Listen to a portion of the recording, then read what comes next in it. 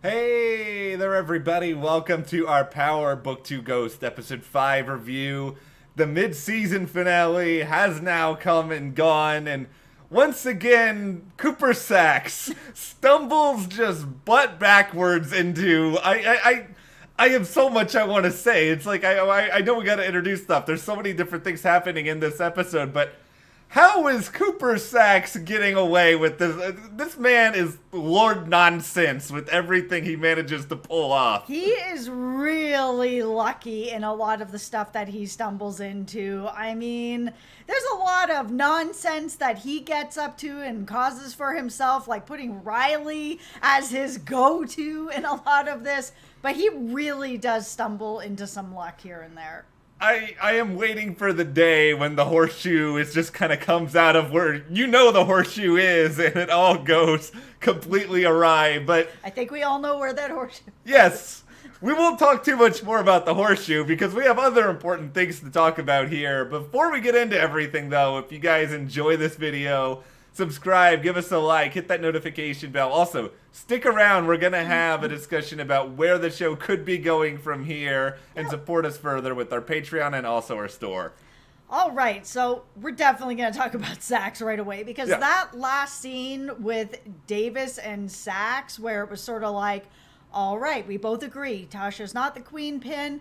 We're not really dealing with that anymore. We're going to work together. Tariq's going to jail. I was just like, wow, that was pretty something else, man. I can't, like, I just got off the episode, so I'm just like, what happened? Like, it was a bit shocking. And the way that Davis even explained it, where he was sort of like, I don't care what happens to Tariq. And he's like, oh, he's 18 now. He could get needle. That's not my problem. My problem is making sure that my client is out of jail. And that's what I was hired to do. Power, they're not holding anything back when it comes to, you guys want the full depiction of the bloodthirsty lawyer sort of archetype. We're going to give you that in the form of Davis at this point. Yeah, who's going to take money from Tariq and then send him to jail. Yeah, I mean, I what a good character Davis is, like, really. Yeah, like, it is cutthroat. I mean, granted... he does have video proof, I guess, now that Tariq is in fact seemingly a murderer. He does, but as he said, it's inadmissible. However, as Sax said, he now knows where to look for stuff. Sax is so smarmy. Like, everything about this, there's so much about this entire storyline that should have not worked because Riley has no clue what she's doing. Like, we should just start by saying that. She is the worst partner anyone could possibly have. Oh, yeah. And the way she was, like, pushing Braden, I was like, eventually this guy's gonna just be like, enough. And he did eventually be like, stop talking about Tariq. Either you're here with me or you're not. We're done with this. But that whole setup with the drugging him and, putting the tracker on his phone, I was like, I wasn't sure exactly what she was gonna do. I was like, okay, she's gonna go into the room. She's gonna find something. Is it gonna be the phone? Is it gonna be the gun? Is it gonna be drugs? Like, what is it? Could she find it all? I think she found enough to be a problem. Let's just leave it like that. But I'll hold on. I'm hearing from Courtney Kemp that there's actually some deleted scenes of Riley. She's there? She's over there. She's giving me a suggestion, telling me there's some deleted out scenes in our living room over here with Riley and Braden that are going to be on the DVD collection for this. And one of them is there at Starbucks, and Braden's trying to order, and then she's like, oh, I bet Tariq likes frappuccinos too. Like, that is how wonderful they're doing all their normal things. So let's play a video game. What video game does Tariq like? This is the way that Riley struck mind here. I don't know how she gets to even the point where this whole situation happens to the drink, but so much of it was just comical, but it's one of those sort of things where, that old movie phrase, this plan is crazy enough to work. Yep.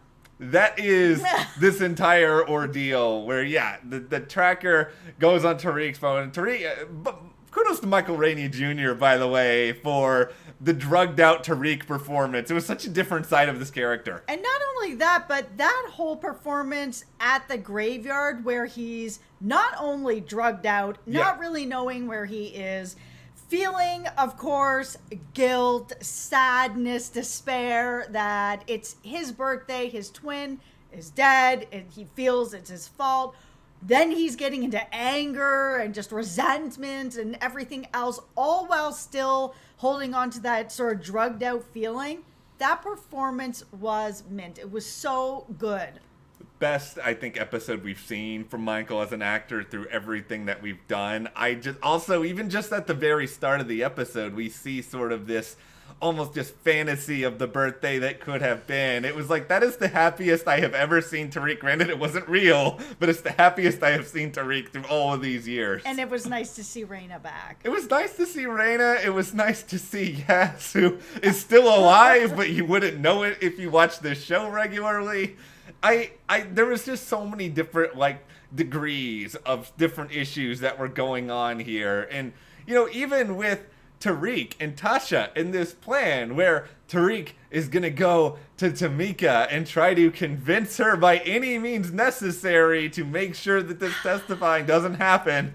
Yeah, there was that whole part with the gun part. I was just kind of like, okay, listen, we know that Tariq has killed before for very desperate reasons. Here we are in another situation that isn't as desperate as these other situations. There are ways to get her to not testify. That's not, you know, he talked to her for like 5 minutes and all of a sudden he's like, all right, I'm ready to pull out that gun. I'm just like, okay, all right, settle down, Tariq.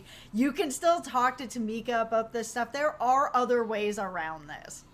I thought I guess he came up with I will give his argument maybe a C. Like, it wasn't the worst argument I would have ever possibly heard, because Tommy is just murderous. I would have actually bumped that up to like a B- or a B. Tommy is scary, and Tasha said his name out in court, and it was a pretty decent argument to be like, okay, you know, my mom is in prison, in a women's prison. Tommy can't get to her. I am out here. Tommy can kill me anytime he feels like it.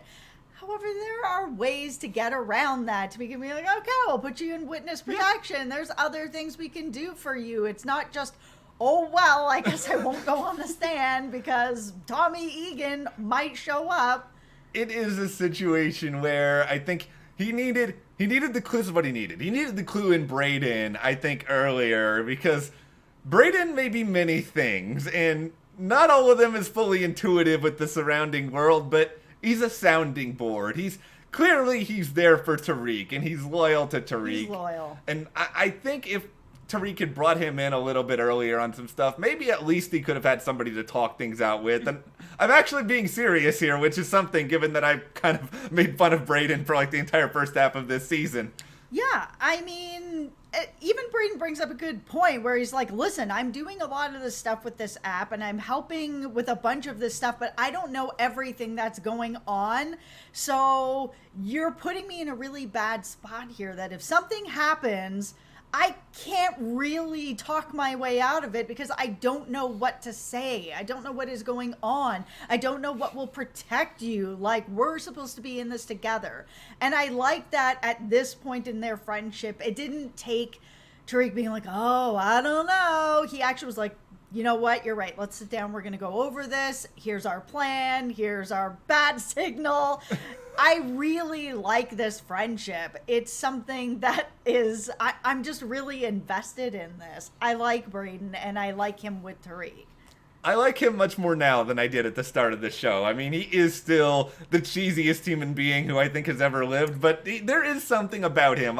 He's just so loyal to Tariq, and I like it so much. Like, even when at that age, having a woman come in, you know, or a man come in, you know, we've all been there. We all get kind of clouded with stuff where sometimes people sell out their friends, and there was none of that. It was just straight up, why do you keep talking to me about Tariq? I'm done with it, or I'm kind of done with you sort of thing. Like, just stop.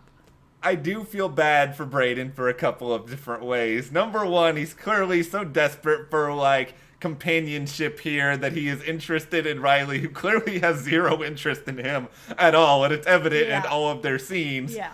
And then beyond just that, I hate Braden's brother with every fabric of my being. If there is one character who needs to share a scene with Kane at the moment, it is Braden's brother for obvious reasons. Yeah, Braden's brother is the worst, like the absolute worst. So we did see that he eventually ended up finding all the drugs in the secret hiding spot.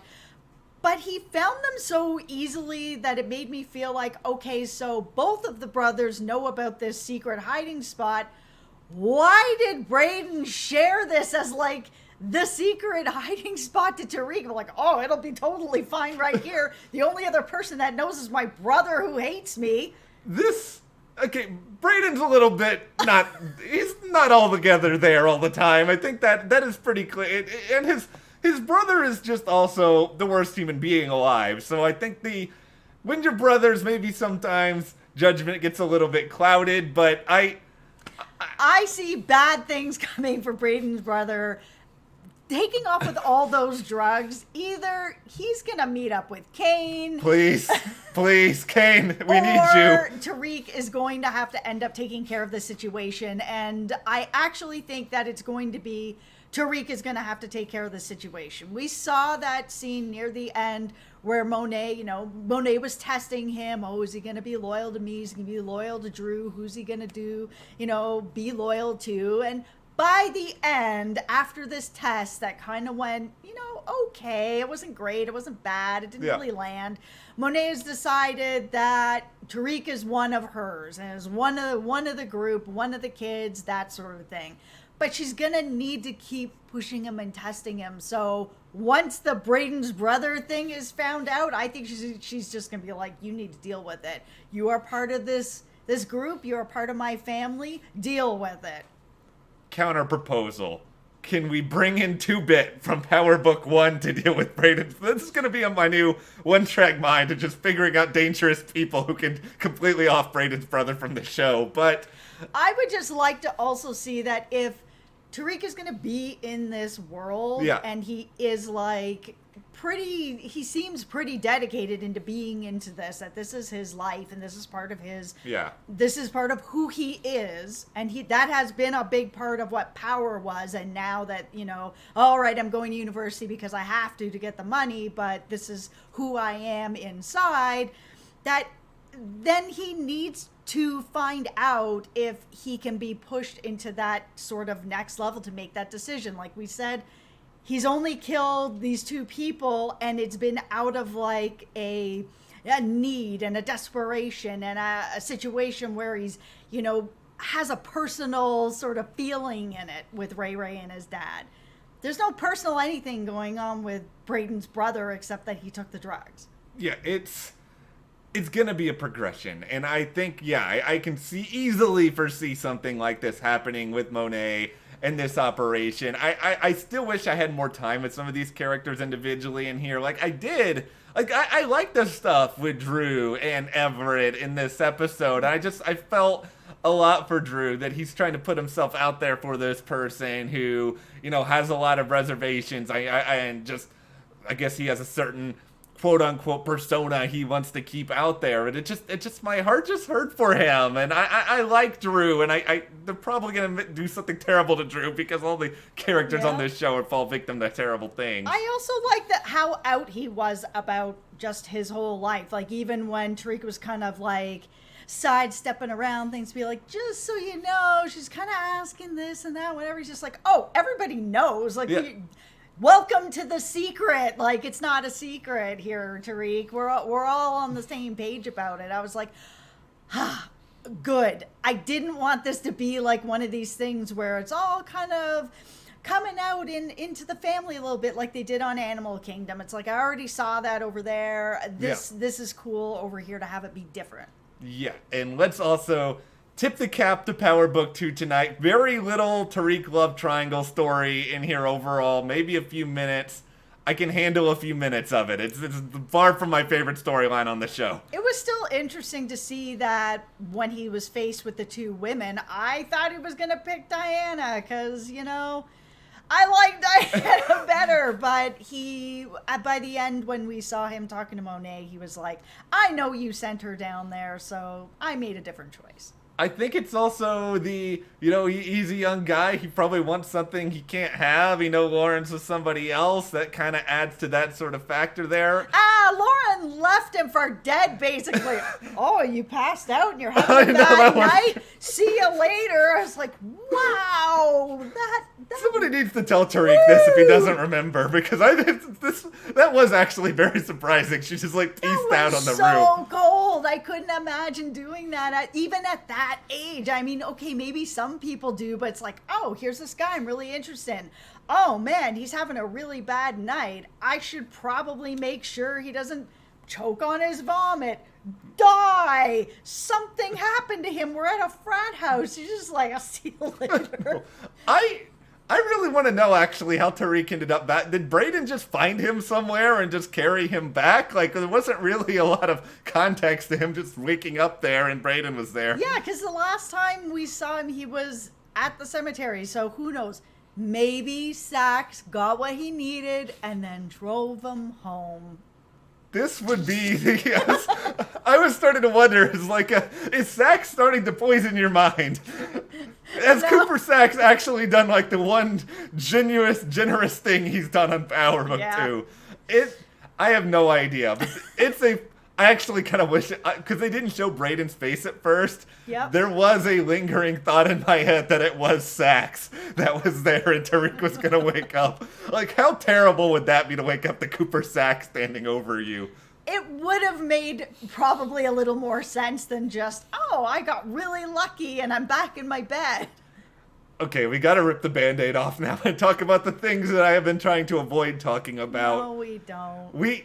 Jabari, they have set this guy up to be a floundering author, and so now he's decided that he's going to take inspiration from Tariq in the form of plagiarism, even though we don't really actually have that much evidence that Tariq is a stellar writer beyond that he is smart and well-read, but he's very, very young.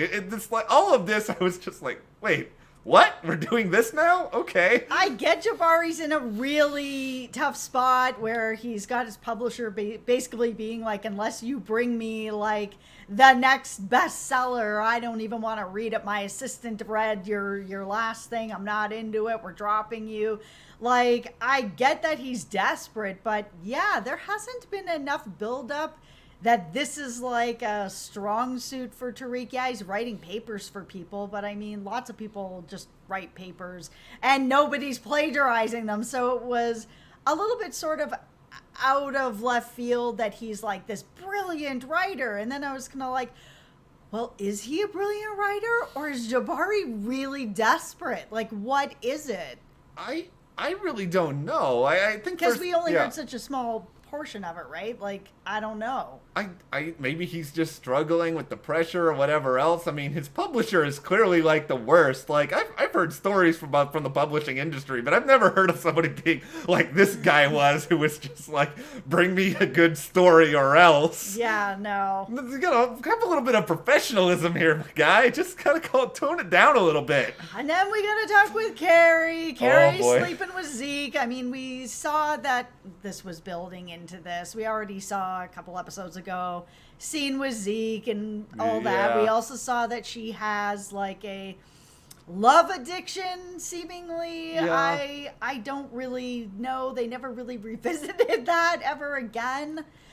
I think it's a part of who she is, but it's also it's just the situation where we've seen the student is with the professor, the instructor. We've just seen this story so many times before, and I don't believe Zeke in the slightest when he goes in there and he does the whole, I'm looking for something a little bit more substantial, because we haven't seen enough of Zeke to make me really buy into that he is that character yet. I really wish, and this is nothing to do with these actors, I just wish that this storyline just wasn't part of the show and that we had more of what is going on with Tasha in prison. It's her life in prison just isn't there. It just doesn't exist. We don't really know what's going on. And that's fine. Maybe she just has a day-to-day whatever and not a lot is going on. But, like, can we get something a bit more of what she's feeling, I'd even want to see more with her and her lawyer, more conversations with Tariq. Like, I would rather see Tasha, please. I think we have seen enough on Power to know that prison life within the world of Power is pretty crazy most of the time. You bring it back to our guy 2-Bit again, or think about Tommy's father. Like, there's a lot of stuff, and it's a little bit lacking there. I don't know exactly if they just didn't want to repeat themselves and do more prison stories, but it's weird that Tasha's a big character and yet not a ton of screen time. Yeah, I would even want to see just more trial prep, like just something more. I feel like I'm kind of missing out on that, and it's such a central sort of plot of the show. Overall, though, I gotta say, I really enjoyed this episode a lot. Yeah, it was good. It was ridiculous at times, don't get me wrong. Like, I just grimace whenever I'm looking at Cooper Saxe right now, but I still love him despite how much I hate him, and I'm excited for where it's going to go from here. And we'll talk about that in our upcoming video. Stay tuned for that. But let us know what you thought about this mid-season finale. What are you liking? What are you not liking? Share in the comments and subscribe. Give us a like. Support us further. Check those links to the store on our Patreon. And we'll see you here next time.